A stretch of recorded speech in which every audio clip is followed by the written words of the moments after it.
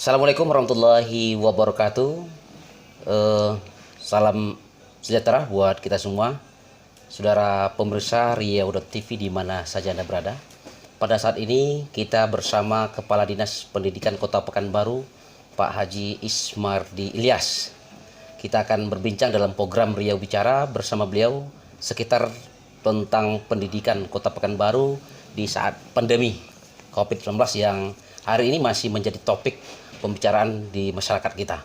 Selamat sore Pak Kadis, apa kabar? Sore, Assalamualaikum warahmatullahi wabarakatuh. Waalaikumsalam Alhamdulillah sehat walafiat. Sehat ya Pak ya. Pak Kadis, ini kan masa pandemik ya. Ya. Tentunya pada hari ini sampai detik ini bahwa sekolah-sekolah masih diliburkan. Ya. Mereka belajar di rumah, sistem kita kenal dengan daring gitu ya. Ya. Nah ini sampai kapan? Seperti apa sebenarnya dan apa saja yang dilakukan oleh Dinas Pendidikan untuk mengefisiensi persoalan ini gitu? Ya. Terima kasih Bung Nazar. Ya. Pertama perlu saya jelaskan, pandemi COVID terjadi di Pekanbaru itu sekitar pertengahan bulan Maret. Ya. Lalu tanggal 29 Maret, Wali Kota Pekanbaru mengambil kebijakan untuk melakukan PSBB. Itu pembatasan sosial berskala besar. Lalu turunannya adalah ketika dikeluarkan perwako tentang PSBB, salah satu yang terdampak itu adalah Dinas Pendidikan. Dinas Pendidikan meneruskan perwako itu dalam bentuk kebijakan mengalihkan sekolah anak-anak ini dari sekolah tatap muka menjadi sekolah daring atau dalam jaringan. Kalau sekarang di SKB 4 Menteri itu lebih dikenal dengan PJJ. PJJ. Itu pembelajaran jarak jauh. Ya. Tentu ini terjadi perubahan yang sangat mendasar. Ya. Dari tatap muka mereka bisa berkomunikasi secara langsung dengan para gurunya, tenaga pendidik, tenaga kependidikan. Anak-anak dibiasakan untuk belajar melalui teknologi. Ya. Walaupun sebenarnya teknologi itu bagi anak Pekanbaru juga bukan merupakan barang langka sebenarnya. Iya. Karena mereka tiap hari, bagi mereka yang punya handphone, mereka sudah bermain handphone. Tapi mungkin sisi pendidikannya sedikit. Ya. Sekarang mereka akan belajar melalui daring itu. Dinas Pendidikan Kota Pekanbaru sesuai juga dengan kebijakan yang dilakukan oleh pusat dengan sistem daring ini, ya kita melakukan rekayasa ini. Pertama dengan melakukan pembelajaran dengan online. Melakukan pembelajaran online mulai dari Zoom meeting, ya kan? Kemudian yang lainnya ada Google Classroom, Iya, Classroom. ya, ada juga melalui WA Group. Ya, itu sudah kita lakukan. Tetapi setelah kita amati lebih kurang 4 bulan berlalu, maka memang sistem daring ini atau PJJ ini memang tidak bisa kita maksimalkan. Jadi konsepnya itu memang konsep minimal, tapi kita lakukan secara maksimal. Ya. Jadi minimalis yang kita maksimalis. Itu konsepnya. Kenapa demikian? Ada beberapa alasan. Pertama, memang walaupun ini Kota Pekanbaru, ya, tapi masih ada daerah-daerah tertentu seperti di Geringging, kemudian di Okura dan lain-lainnya, yang memang mereka di situ jaringannya boleh dikatakan terbatas. Ya, terbatas. Ya, kadang-kadang ada, kadang-kadang tidak. Ada jaringan itu yang lelet, ada jaringan tapi kecil. Ya. Sehingga juga sulit untuk melakukan komunikasi pendidikan. Yang ketiga, ada orang tua kita itu atau keluarga itu yang hanya punya satu gadget. Ya kan, handphonenya cuma satu, tapi dimanfaatkan oleh 4-5 orang. Ya. Ya. Kadang-kadang ketika ada anaknya 3, yang kecil belum sekolah, tapi yang kecil itu lebih menguasai pula handphone itu. Apalagi dalam teori-teori memudahkan urusan orang tua, ketika anak kecil itu menangis, maka yang diberikan itu adalah anak kecil. Padahal yang membutuhkan handphone itu ketika itu adalah anaknya yang sudah sekolah. Tapi untuk bagaimana anak itu diam, diberikanlah handphone itu. Sehingga tidak tercapai apa kita tuju. Ya, itu yang ketiga. ada lagi yang mereka itu punya handphone, tapi beli paketnya kan tidak murah juga. Iya. Kadang-kadang apalagi nanti stratifikasi kehidupan masyarakat kita itu kan bermacam-macam. Iya. Mulai dari dari sisi pendidikan, ada yang tidak tamat SD, ada yang tidak tamat ya. Ada yang sampai doktoral dan bahkan profesor. Iya. Dari sisi ekonomi, banyak masyarakat kita itu untuk cari makannya susah. Iya. Apalagi ditambah oleh dampak COVID ini. Nah, dulu ada keluarga miskin, sekarang ada keluarga yang mungkin tidak miskin tapi terdampak. Akhirnya mereka juga akan jadi miskin. Iya. Ya kan? Nah, ini persoalan-persoalan yang kita hadapi di lapangan. Iya. Nah, oleh karena itu ini membuat efektivitas pembelajaran daring itu tidak belum tercapai. Iya. Apalagi kalau kita menargetkan nanti harus mengejar K13 yang sudah dicanangkan oleh pemerintah. Ya kan? Oleh karena itu ini sebenarnya inilah yang terbaik untuk hari ini. Untuk hari ini. Ya, untuk hari ini yang terbaik baru. Ya, artinya kita tetap melakukan pembelajaran apakah online, daring itu kan dua itu. Ada yang online, ada yang offline. Iya. Ada yang online dan offline. Kalau online-nya misalnya kita menggunakan Zoom Meeting. Zoom Meeting itu menggunakan paket yang begitu besar. Iya. Ya kan? Yang kita pilih sekarang yang mana, Pak? Ya. Zoom Dulu kan meeting awal kita coba untuk Zoom Meeting, tapi tidak efektif kan. Karena dananya begitu berat. Nah, itu. Lalu sekarang ini yang banyak dilakukan itu adalah melalui WA Group. Jadi offline. offline. Jadi dibuatkan pembelajaran oleh guru dengan kreativitas mereka. Lalu itu nanti dikirimkan ke WA Group dan mereka bisa belajar dalam tempo waktu yang panjang. Iya. Ya kan, apakah dalam bentuk tugas atau dalam bentuk pembelajaran yang diberikan kepada anak, ya.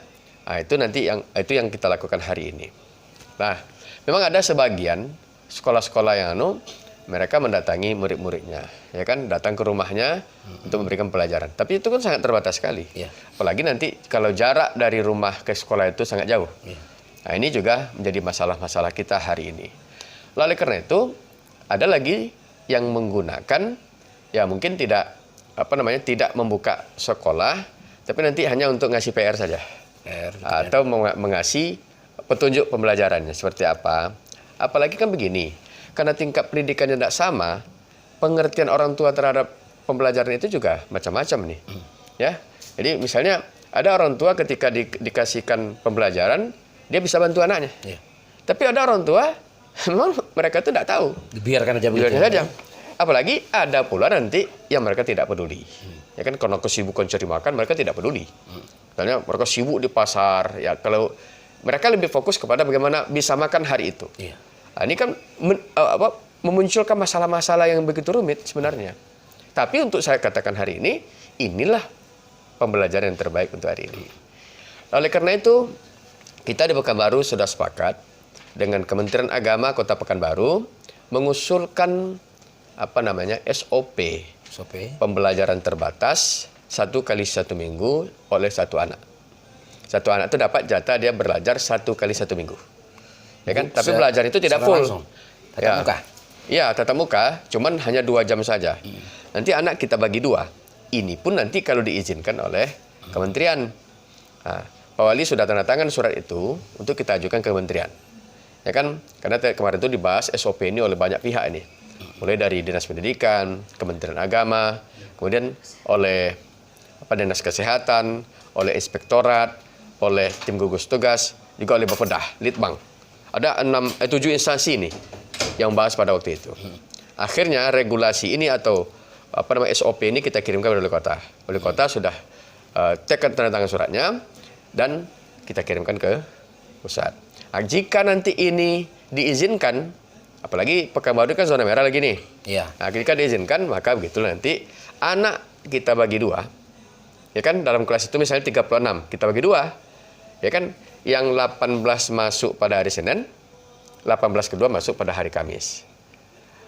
Lalu meja yang dipakai oleh hari Senin tidak dipakai oleh hari Kamis. Ya kan? Jadi mereka itu sudah punya merek meja masing-masing. Mereka akan duduk pada meja yang sama. Lalu yang kedua, mereka hanya belajar 2 jam sampai 2,5 jam, lalu tidak ada keluar main. Nanti anak dari masuk misalnya pukul 8 sampai pukul 10. Habis itu pulang langsung. Lalu kalau mereka lapar bagaimana? Mereka bawa makanan sendiri. Karena sekolah tidak menyediakan kantin. Nah, itu yang kita lakukan. Itu kapan tuh, Pak? Nah, Ini kan Menunggu. masih kita usulkan. Masih usulan Nah, ya. dan mesti diizinkan oleh pusat. Ya. Kemudian ada tidak dispensasi buat orang tua yang tidak mampu tadi kan, yang tidak jaringan, tidak punya handphone ini, ada nggak kira-kira Ya dispensasi? mungkin tadi begini. Anak-anak ini kan masih belajar ini. Ya. Karena tadi istilah yang digunakan oleh Bung Nazar tadi itu kurang tepat tadi tuh. Ya, anak-anak diliburkan tidak. Sekarang kita mengalihkan pembelajaran dari Dari sekolah ke rumah. Ya. Kita belajar walaupun terbatas ya. Iya. Nah, itu yang kita lakukan.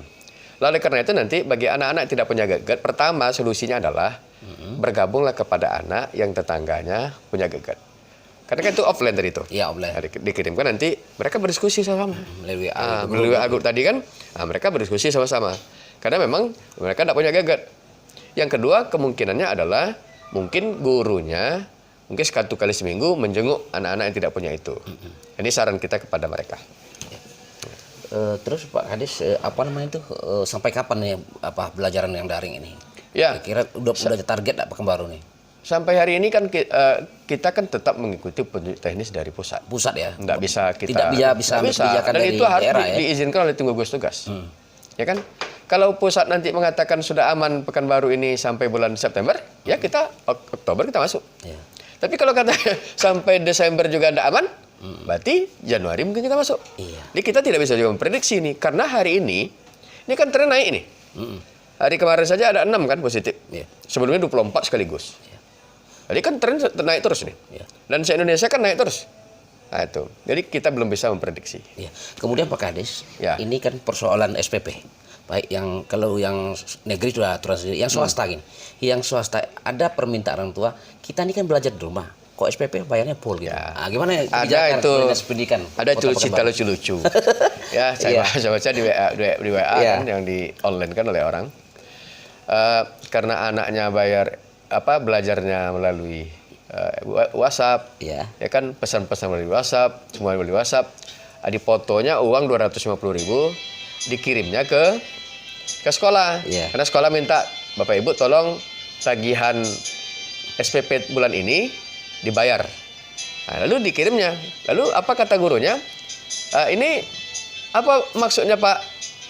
Ini SPP saya bulan ini, anak saya bulan ini. Iya. Ya itu kan artinya protes secara tidak langsung dan cerdas sebenarnya kan. Kami tak belajarnya pakai WA. Lalu pesan-pesan guru pakai WA, semua pesan pakai WA. Iya. Ya kan? Kami masa tidak boleh bayar SPP-nya pakai WA? Ya kan itu artinya. Tetapi begini ya. Dinas Pendidikan tidak punya hak intervensi. Karena sekolah swasta itu mereka punya intervensi sendiri. Iya. Ya kan mereka boleh untuk mengutip jasa pendidikan mereka dalam bentuk SPP. Mereka boleh. Ya kan? Cuman kita selalu menghimbau. Ya mungkin dikurangilah. Ya kan? Atau mungkin ada diskon lah. Iya. Atau mungkin kalau misalnya Itu imbauan itu tertulis atau apa? pernah kita yang tertulis, ya kan? Dan secara lisan pun setiap ada pertemuan dengan kepala sekolah swasta, itu juga kita himbau. Iya, iya. Nah, itu. Artinya memang untuk soal SPP ini tidak ada intervensi secara langsung. Iya, Ditetapkan himbauan saja. Himbauan ya. Himbauan Berarti saja. tidak mengikat Pak Kadis ya? Tidak. Iya, tidak mengikat karena kita tidak bisa mengikat. Iya. Nah, itu. Jadi kita sudah himbau sebenarnya melalui pertemuan kepala sekolah swasta, kita sudah himbau. Ya, bentuk keprihatinan atau gunakan subsidi silang. Iya. Mungkin bagi keluarga yang mampu full bayarnya, bagi keluarga tak mampu mungkin separuh saja. Iya. Nanti bagaimana menutupinya? Ambil dari keluarga mampu. Itu sudah Nah, kita lakukan. strategi itu sudah kita lakukan. Baik. Kemudian Pak Kadis, sebelum kita tutup nih, mungkin barangkali udah ada imbauan-imbauan lain untuk orang tua di rumah gitu kan. Ya, jadi begini, mengurus pendidikan itu adalah soal kolektif. Jadi pendidikan itu nanti jangan dianggap itu urusan dinas pendidikan atau urusan pemerintah daerah. Iya. Tapi pendidikan itu adalah kerja kolektif. Artinya di situ ada pemerintah, ya kan, melalui sekolah-sekolahnya. Ada di situ pihak swasta, ada masyarakat, ya kan. Nah, jadi ada yang komunitas peduli dengan pendidikan juga. Iya. Macam-macam tuh, termasuk LSM-nya, ya kan. Ini mesti berkolaborasi. Oleh karena itu, apalagi di masa pandemi ini, semua mesti saling bersinergi, ya kan. Iya. Nah, misalnya begini, mungkin saja nanti ada pihak mungkin dari perbankan, dari perusahaan daerah, dari perusahaan swasta, ya mungkin nanti tadi kan ada jaringan tidak ada di situ. Iya. Ya, kami menghimbau Mungkin ada pihak Telkomsel membangun wifi gratis Iya. di daerah-daerah tertentu. Ya. Mungkin melalui apa? Dana CSR. Nah, kami mengimbau kepada masyarakat usaha, tolong bantu ini. Dan kepada masyarakat umum, ya kan, ini mesti rajin untuk berkomunikasi dengan sekolah, sehingga nanti informasi-informasi tentang dunia pendidikan itu, pembelajaran itu, betul-betul tercapai, walaupun nanti dalam bentuk minimalis tadi, minimalis dalam konsep maksimalis, Iya. ya kan, bisa tercapai, karena semuanya kita harus bersinergi. Nah, itu. Baik, terima kasih Pak. Ya, Sudah menjelaskan, mungkin barangkali ini sangat berharga bagi masyarakat kita. terima kasih. Demikian saudara, wawancara kami dengan Bapak Kepala Kepala Dinas Pendidikan Kota Pekanbaru Pak Haji Ismardi Ilyas. Demikian, saya Abu Nazariel. Assalamualaikum warahmatullahi wabarakatuh. Sampai jumpa.